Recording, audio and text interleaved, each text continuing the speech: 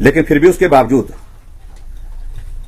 जो दबाव डालने की प्रक्रिया शुरू की गई है, उसमें एक चीज सामने आई है जिसका मैं पहले जिक्र करना चाहता हूं कि एक व्हिप राज्यसभा के इस चुनाव में कांग्रेस पार्टी के कैंडिडेट को वोट डालने के लिए जारी किया गया। और ये जो जारी किया गया है, ये तारीख है, ये 22 तारीख को किया गया है। और हर्षवर्धन जो इनके मुख्य सचेतक हैं, चीफ व्हिप हैं विधायक दल के, उनकी ओर से, और उसमें जो लिखा गया है उसकी कॉपी आप सबको उपलब्ध होगी, लेकिन फिर भी मैं आप सबके बीच में इसको पढ़ करके सुनाता हूं। All the members of the legislative assembly of the national Congress, सीधा कांग्रेस पार्टी के कैंडिडेट को वोट डालने के लिए कहा गया।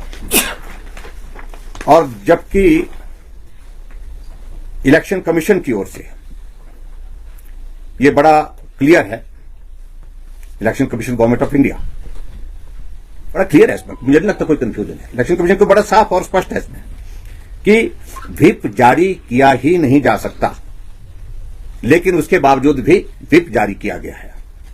और इसकी जब वजह हम इस बात को थोड़ा एक्सप्लेन करने लगते हैं, तो एक्सप्लेन करने की वजह उसमें मैं बता रहा हूं, स्पष्ट कर रहा हूं। उसकी वजह है ताकि विधायकों के ऊपर दबाव डाला जाए, और उस दबाव के तहत उनको ये कहा जा रहा है कि अगर आपने व्हिप को डिफाई किया, व्हिप का उल्लंघन किया, तो आपकी विधानसभा से सदस्यता जाएगी। ये मुख्यमंत्री महोदय जो है वो विधायक दल की बैठक में कांग्रेस के विधायकों को बताते हैं। और इसके अलावा एक और चीज को लेकर के भी कहा जा रहा था। मुख्यमंत्री जी ने विधायकों के बीच में वहां पर बैठक में कहा कि इसमें मैंडेटरी है कि जब वोट डाला जाएगा तो ऑथराइज एजेंट जो होगा दोनों पार्टी की ओर से, उनको अपनी पार्टी के उस ऑथराइज एजेंट को वोट डालने के बाद वोट दिखाना होगा। ये तो ठीक है, दिखाना होगा। और दिखाने के बाद जो मुख्यमंत्री जी ने विधायक दल की बैठक में कहा कि अगर वोट दिखाने के बाद अगर उसमें पाया गया कि किसी भी मेंबर ने, किसी भी एमएलए ने अगर क्रॉस वोटिंग की है, तो उसका वोट इनवैलिड होगा। और इस संदर्भ में बड़ा साफ है कि वो वोट इनवैलिड होगा ही नहीं। ऑथराइज इलेक्शन एजेंट सिर्फ वोट को देख सकता है, लेकिन उसको इनवैलिड करने की कोई भी ताकत उसमें नहीं है। इस बात को लेकर के भी बड़ा स्पष्ट कहता हूं मैं, जो 10th शेड्यूल में कोई भी अगर वोट जो है वो दूसरी पार्टी को उसमें डाल भी देता है, उसके बावजूद भी वो वोट जो है वो इनवैलिड नहीं होगा। इनवैलिड के लिए अलग अलग उसमें रीजंस दिए गए हैं, उसमें उन सारी चीजों को लेकर के मैं बहुत डिटेल में कहना भी नहीं चाहता हूं। और आज इस संदर्भ में कुल मिलाकर के आखिरकार में इसमें मेन पॉइंट पर आता हूं।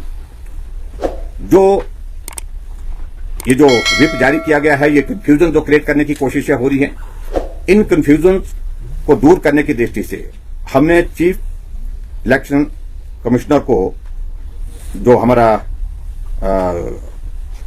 गवर्नमेंट ऑफ इंडिया का है, उनको एक रिप्रेजेंटेशन दी है। वो पार्टी की ओर से भी दी गई है, पार्टी के हमारे जो कैंडिडेट, ऑफिशियल कैंडिडेट हर्ष महाजन की ओर से भी दी गई है, और पार्टी के कैंडिडेट के अतिरिक्त जो हमारे इलेक्शन एजेंट रणधीर शर्मा जी भी देख के आए।